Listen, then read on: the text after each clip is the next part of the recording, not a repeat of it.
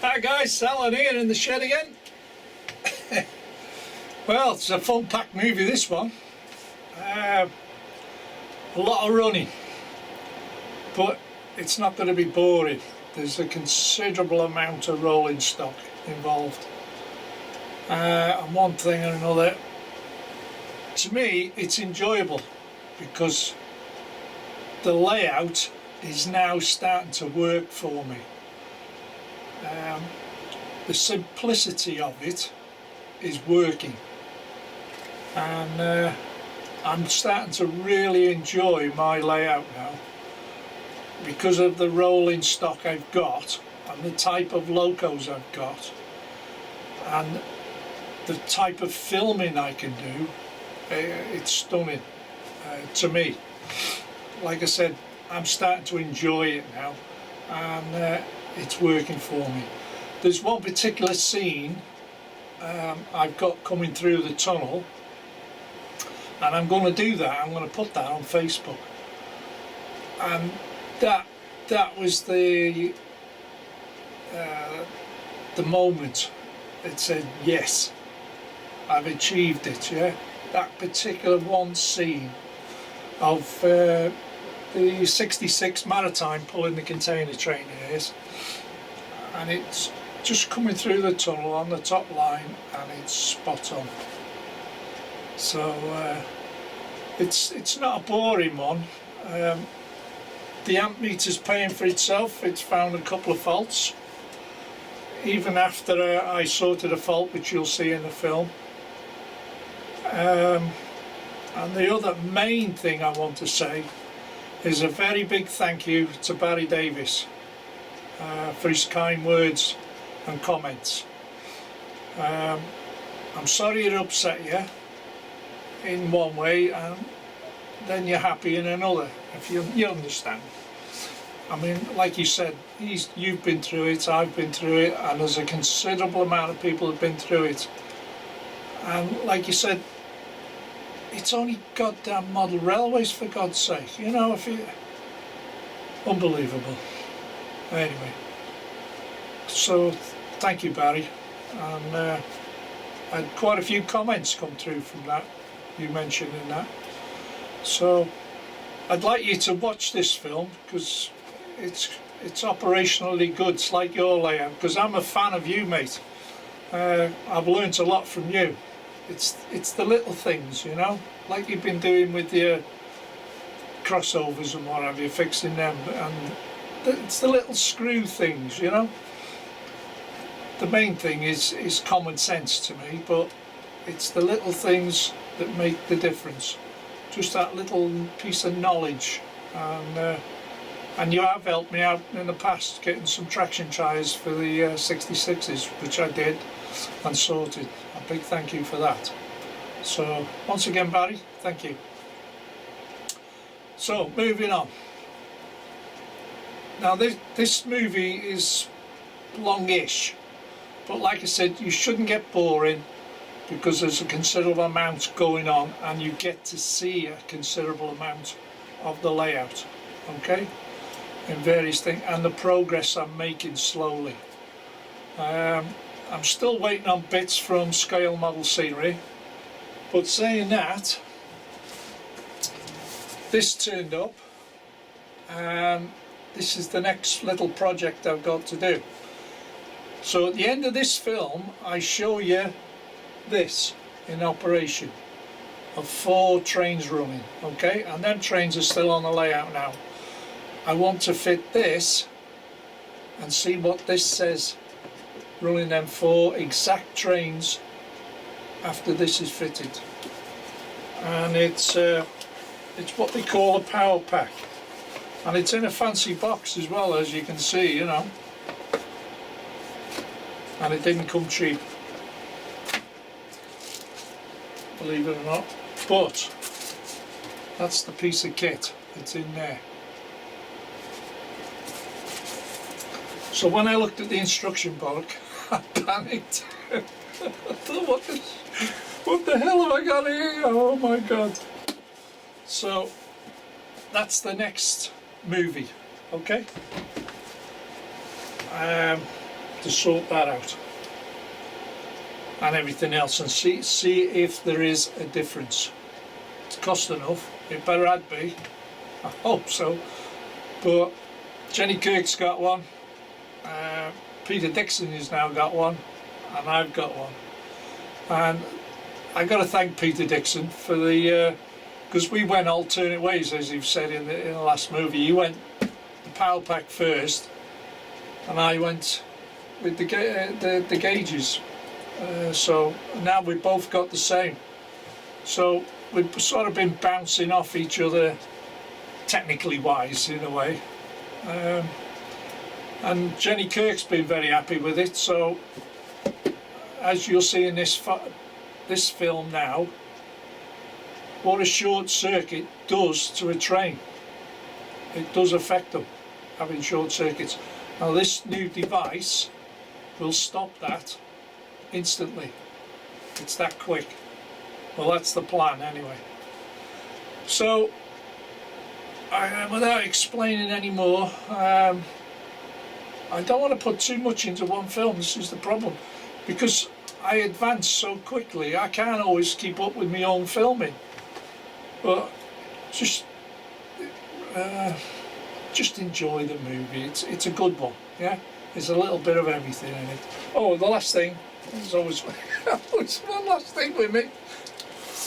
I got the new Hunt's couplings, the Elite, and yes, they are on the vehicles being under test. I don't want to tell you which ones, but they're under test, which I will reveal again in the next movie. Okay, so I've got some filming to do for the next one. So without further ado, thank you very much, guys, and catch you in the next movie. Just enjoy. Oh, if you hear a bit of music, don't worry about it. And you'll hear Lee in the background as well while I was playing, because when I'm concentrating on what I'm doing, I forget what's on the TV. So I apologise for that. Okay, so have fun, guys. See you in a bit. Bye for now. One little thing. I always forget one little thing. I had a new phone. Last night, I'm messing about within the settings and what have you. What did I end up doing? Ringing Susanna. So I have to tell you about Susanna. Susanna's okay. She's taking a time out, and she's waiting for a carpet to come for a lounge. So she doesn't want to play model railways at the moment until the carpet's done, because she's got to move stuff all around, so she can't play with that. And the other thing was, Rachel last night with Stanton Junction was doing a live stream, for God's sake. It's 12:30 at night. I thought I had to check which time zone I was in. Oh my God, unreal. Anyway, that'll do for now. Catch you in the next movie. Bye for now. Right, guys, fault finding. Now this meter has showed up a couple of faults. When the P2 was going round, it would the ampage meter would spike to about 1.5 amps. At the moment it's only drawing 0.3 to 0.4, depending on what the pull, might go to 0.5. But it's not consuming the power. That's the main thing. We know the motor's okay. And I've got the class 20 running at the same time, and that's pulling a full rake. Now, going back to the point. When it got to this set of points, I thought it may have been the points.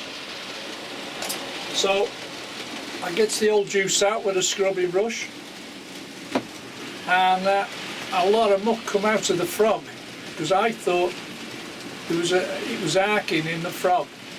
So I cleaned it all up, wiped it all down, and further investigation, and it literally, while the loco was going slow like that, it actually stopped. It stopped dead. It shorted the circuit out, which sent this thing doolally. So on investigation, I found out it was this old truck. It's an old Lima, made in Italy, Lima truck, with these fat wheels on them. Got fat flanges on them. Okay? And it was shorting the system out for some reason. So I've tried looking for other wheels, which I did have, but the axle is too long to fit into the truck, so the wheels wouldn't spin. So it'll have to do without for now until I can find something, but I need a Lima set of wheels, because obviously the tolerance is slightly less than a Hornby or a Bachmann. So, but having that meter has shown up faults okay already. Now, this class 37 here, when it shorted out, this shot off. It literally did. It was smashed into the front of the class 66 of all things. Fortunately, there's no hooks on them, so it was buffer to buffer, but it was the evening start it ran into. By the time you realise and turn things off, anyway, then the loco was uncontrollable because the surge had gone through and infected the chip in the 37. So I just tried resetting it and it didn't work, so I had to reprogram it from scratch. I had to literally go into the programming and do a CV8 on it. So if you ever do it, you go into your CV8 to number 8, which resets the chip back to factory settings. But that will also give you the loco number of 3. Okay, you only get it gets number to number 3. So you have to reprogram it again to your requirements, your local, whatever number you wish. And then I put it back on the track, tested it, perfect. But it just goes to show that little wheel there caused that loco to go out of commission and may have damaged the chip, depending how many times it affected it. But that was the point. That's the thing about a decent chip, a Gauge Master or a Hornby I've got in there, I think it is. I think it's the Gauge Master in there. Just CV8 it, back to 8, gives you number 3, then you reprogram it back to your engine loco number which you require. And everything's hunky-dory again. So at least it's starting to pay for itself already, because I wouldn't have known if the train would have kept going all the way around, which one would screw up the next chip, you know, which loco. It's completely random. So obviously that one was the closest to it basically, and it took the surge. So there you go. So the system's paying for itself slowly. Okay. Well, at least I'm chuffed about that, because now I can run it slower, knowing that it's safe. I used to run them a lot quicker, but now she's running perfect, because I stripped that down and I checked every wheel back and I cleaned it all up, done the pickups and everything on the tender and everything. And as you can see, she's running well. She's got a mega bass speaker in it. The class 40 is a standard speaker that comes with TTS, but at least I'm not getting any more spikes on that set of points.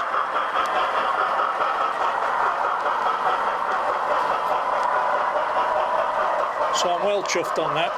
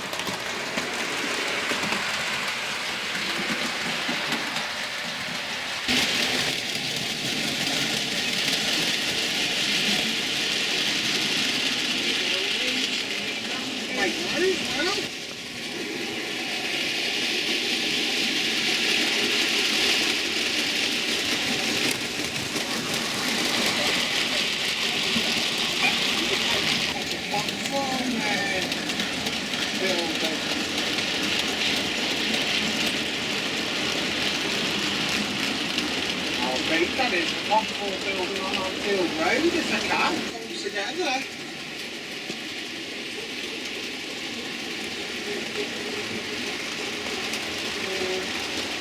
Something.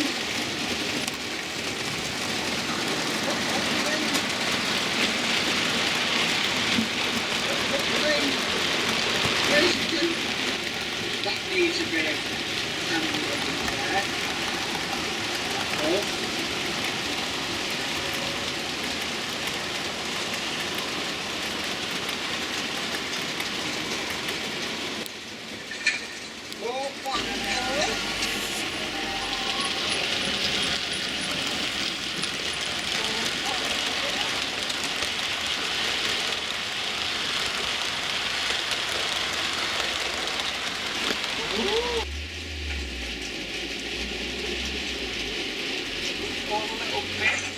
Get out the box now.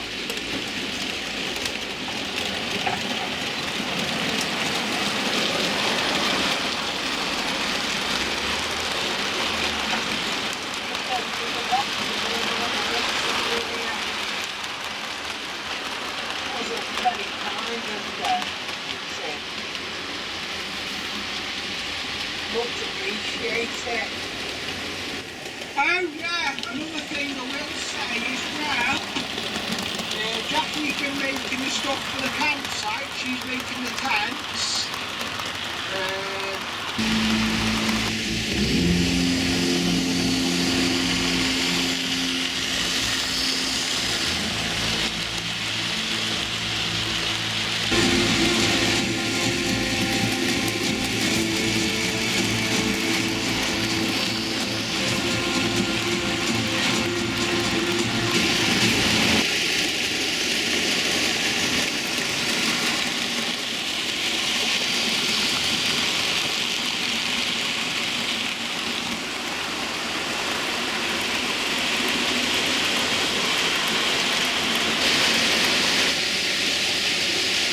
Finally got the top layer clear. I've packed the Pullman at last. Now I feel that the layout's starting to work for me now. It's a lot better operationally.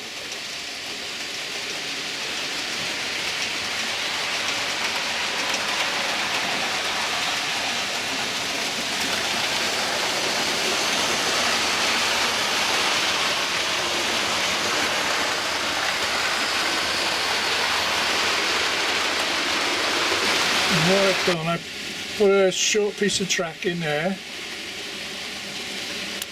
just got to ballast it and the job's done. But it's enabled me to park the Pullman in that siding with a few inches of spare. It wouldn't fit otherwise, and now it's in. And that opens up the top layer so I can run different stuff on the upper layer now. And as you see, I've got the DMUs running.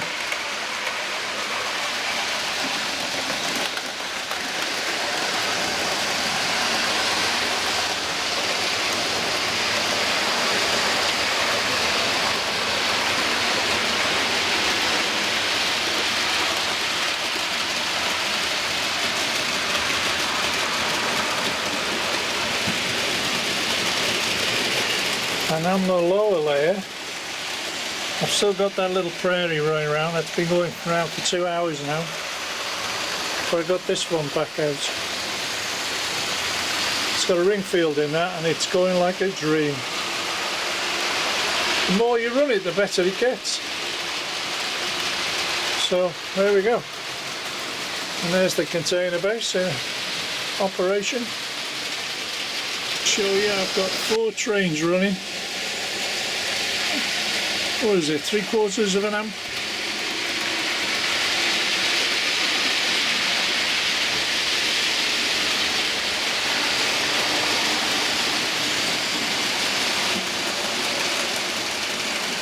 all quite stable. Very pleased with that. Very, very pleased. Just need to, I think, revamp bits and bobs. I need to do some grass. It's looking a bit pinky. I did start down here, but I've run out again. I'm always running out of grass. So it wants a bit of a dusting. But quite a few of you haven't seen the, this is an old Hornby station. Sort of kick bashed it a little bit. And doesn't look too bad.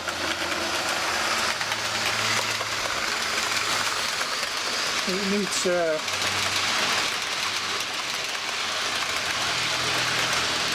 bit of a revamp on the grass side. Getting a bit pinkish. Oh, I need new back seam as well. The back seam's taking a hammering. And as for the bridges, they're perfect, as you can see. No bashing about. All nice and level. And Jeff Redmond's back seams, all in one piece. And they've been up there a few months now, in all the weathers. Remember, this piece of the shed is outside.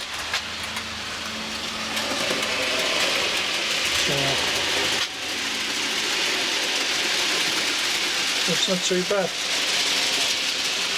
Put a few horses in there, some wild horses kicking about, so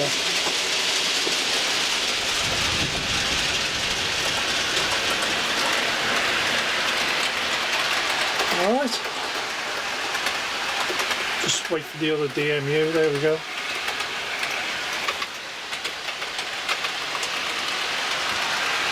Makes a nice little scene out here.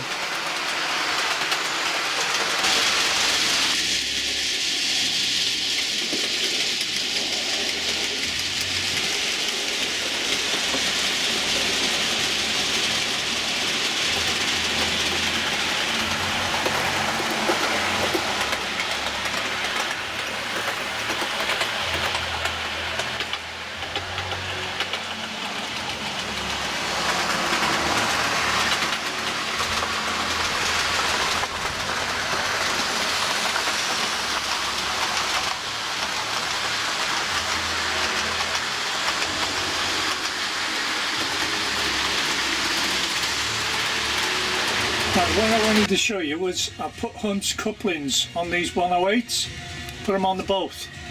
Now you can use close couplings either side, or you can use ultra close and one close coupling. You can't put ultra close on the both ends, and the reason why is you get buffer lock. Now I've got one ultra close and one close, and the buffers are just about touching. Any more than that and you get a derailment. So you can go close couplings but not ultra close, but you can split it in half if you wish, and it works. Okay. And the headboard on this one is, if you can read it, it's Manchester.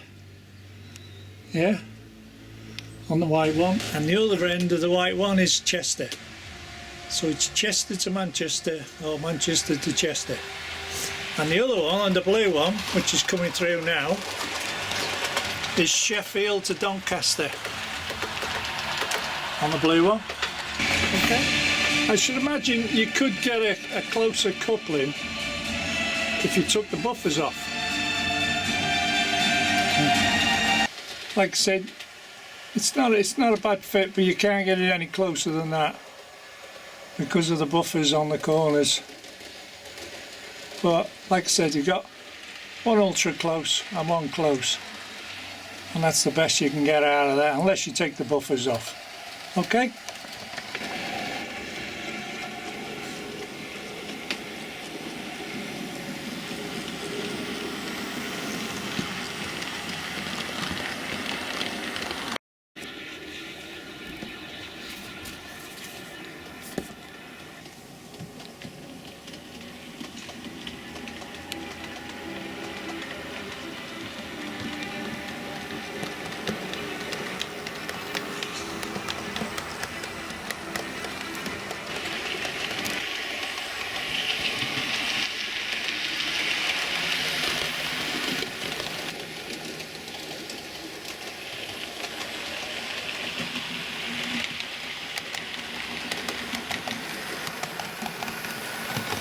While the container train's out, I just wanted to show you that the container base is still in one piece.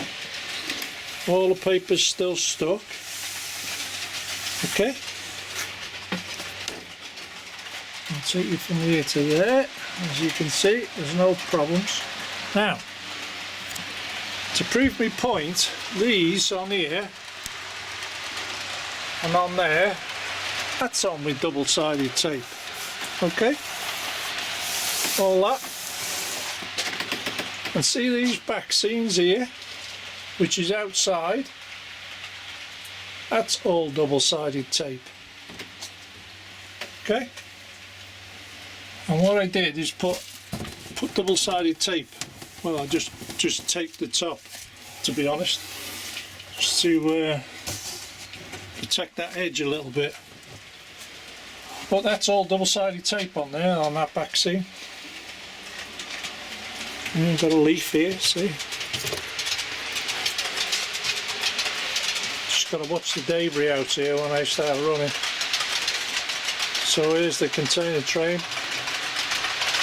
And what I want to do now is demonstrate to you of this going up the ramp and around the top layer.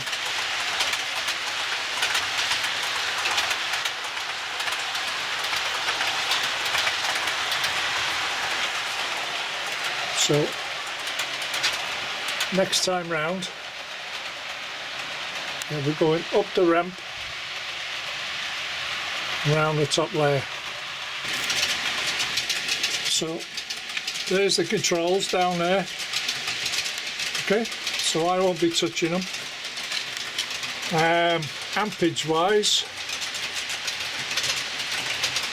0.3 of an amp. So here we go.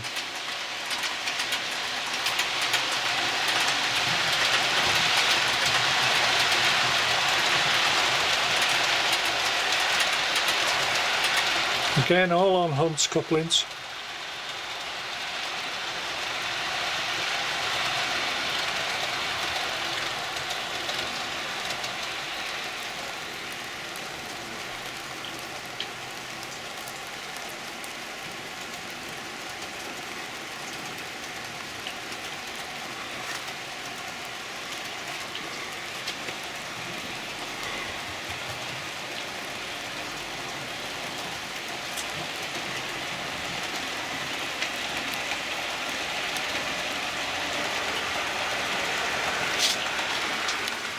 I'll show you coming across here, then I'll have to run down there and change the points.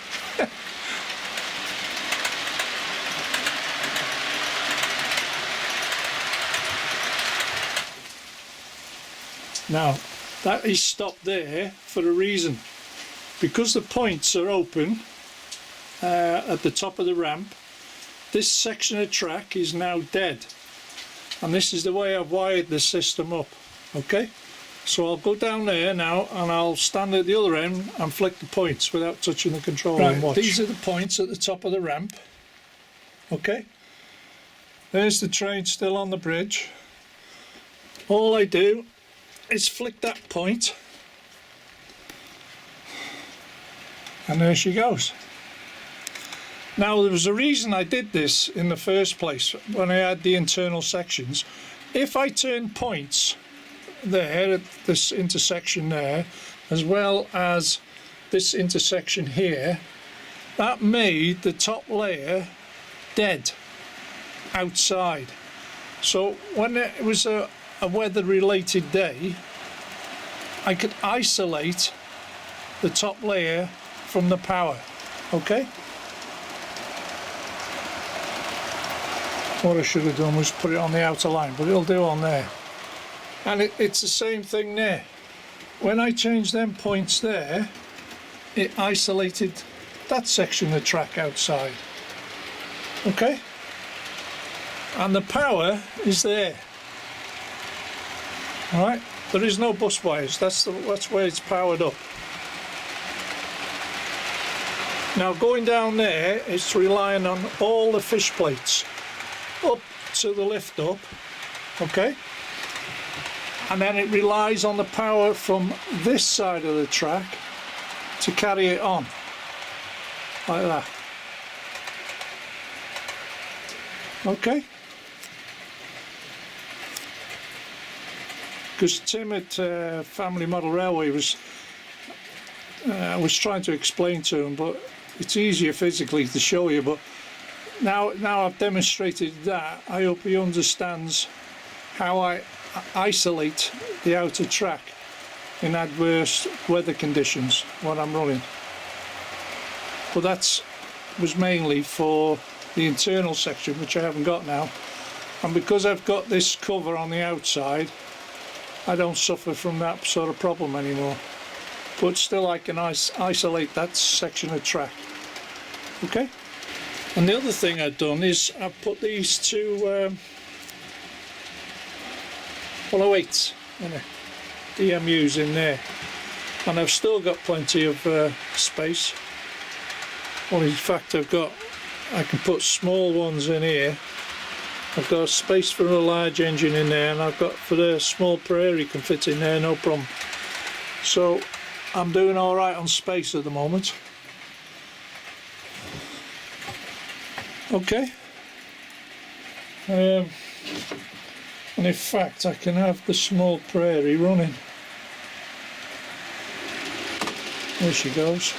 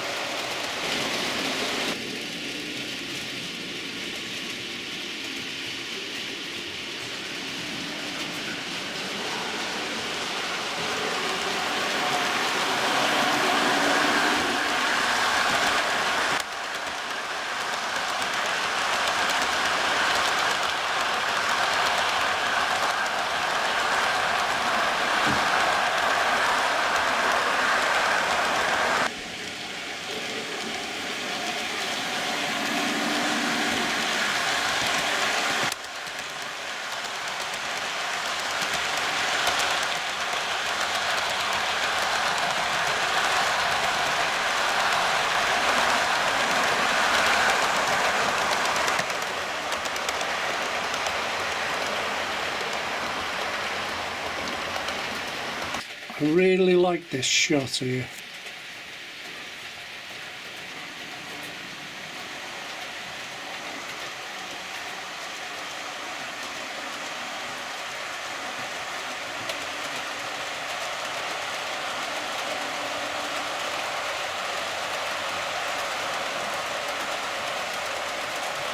And follow it down to the bridge.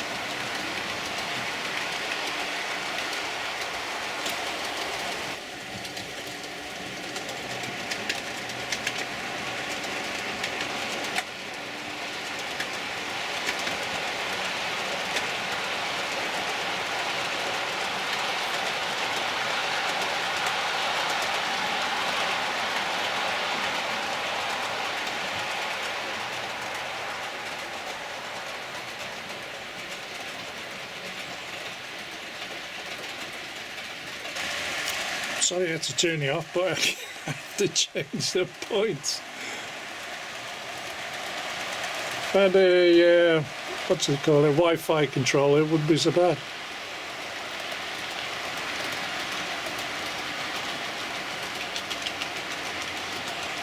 And as you can see, we're going up the ramp.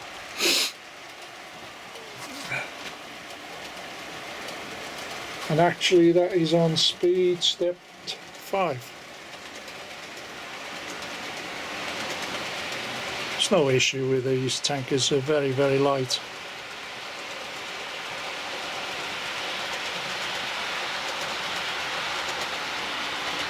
Just makes it look a bit more realistic in a way, doesn't it?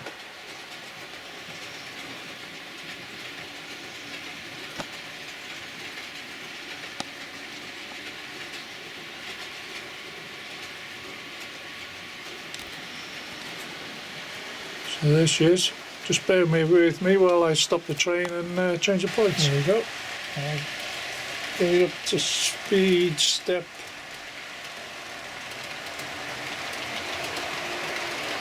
12. Nope, 14. Push speed step 14. That's not too bad, that.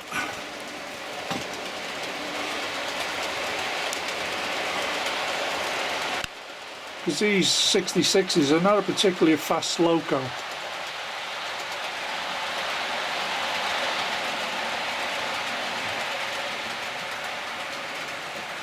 You should be able to see them both going across the bridge.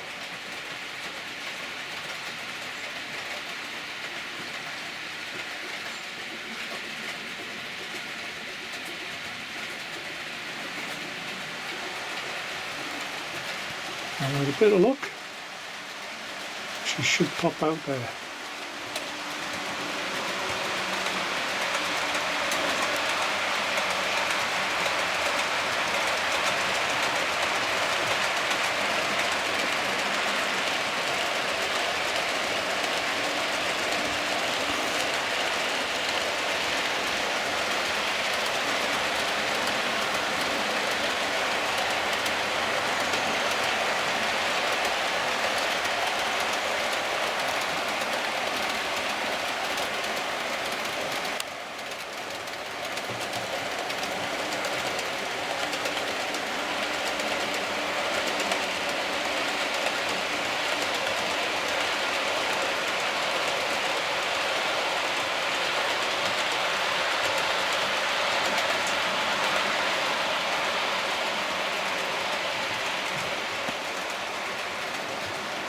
And just to show you, them 266s are only pulling 0.4 of an amp.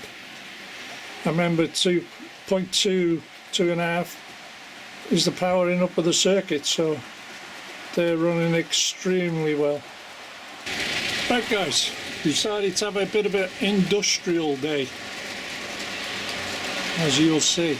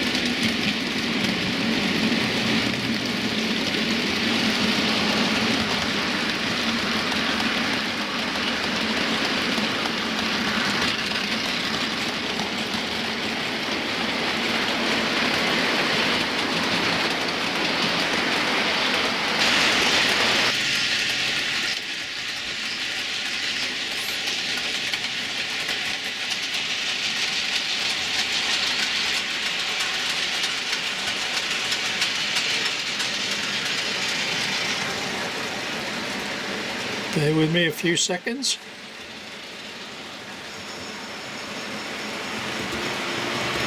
There we go.